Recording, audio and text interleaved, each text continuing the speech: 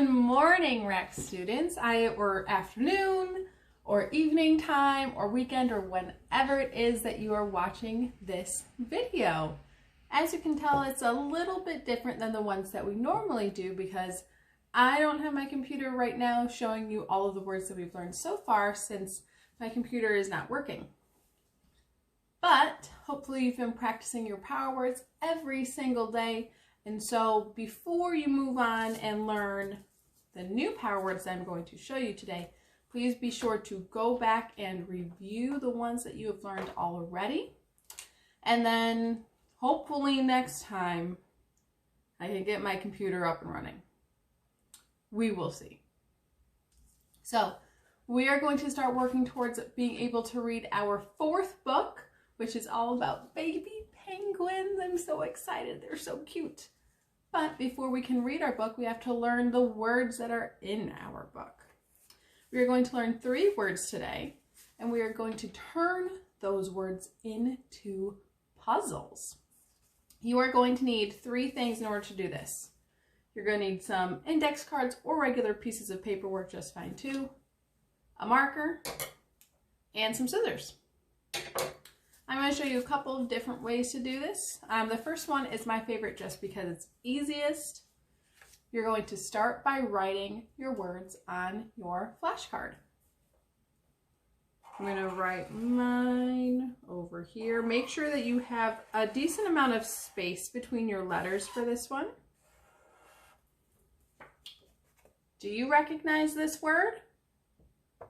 This is the word can. Say it with me. Can. Good job. All right, now let's trace it. Ready? Go. Can. Good job. Now that I've written out my first power word that we're going to learn today, I'm going to cut a pattern between the letters. I can use a pencil if I want to draw out exactly how I'm going to cut it. And I want the pattern between the letters to be the same. That way, so that when I make puzzles for my other words, they don't get mixed up because a lot of words have similar letters. This one, I think I'm going to do kind of like a triangle-like pattern. So I drew it out like this. And now I'm just going to cut along those lines. This is a great way for parents to help, or this is a great thing for students to do themselves to help practice those cutting skills and build their finger strength.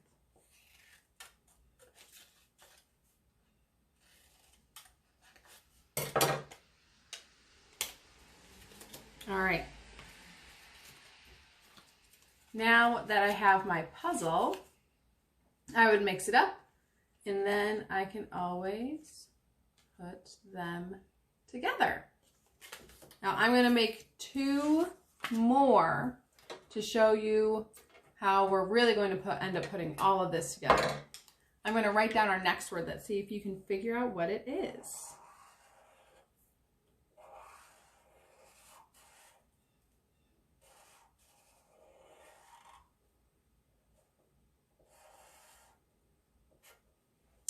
In this one, I think I'm going to go with a squiggly pattern in between my letters.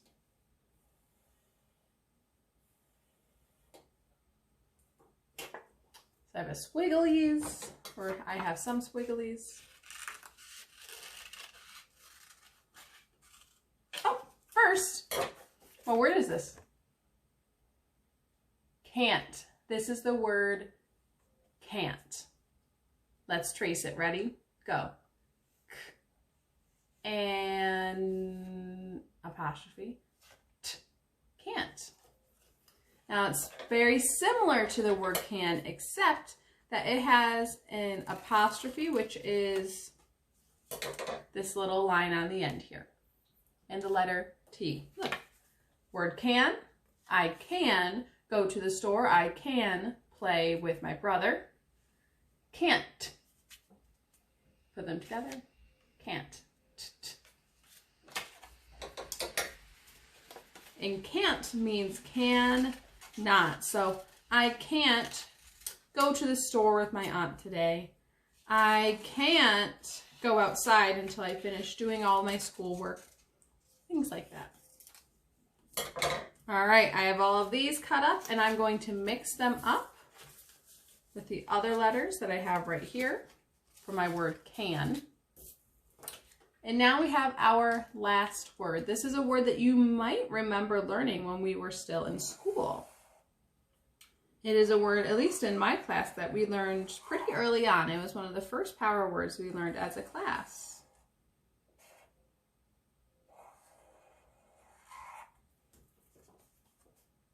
Do you know this word? This is the word lots. Say it with me. Lots. Lots.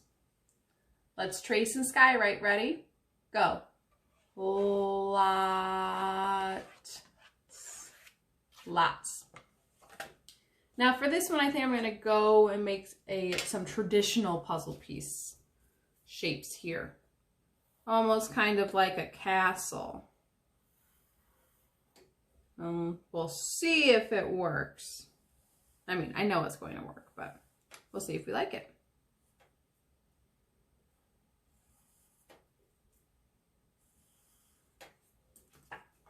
So we got some of these. I guess they're not traditional puzzle pieces, but you know, some more square edges.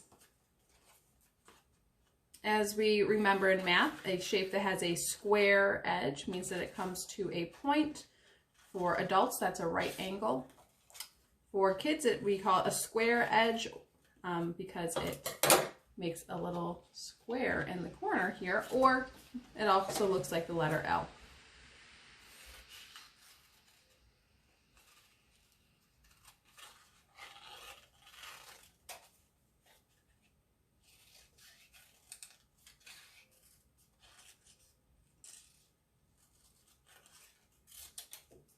Okay, now there are two ways to play this game.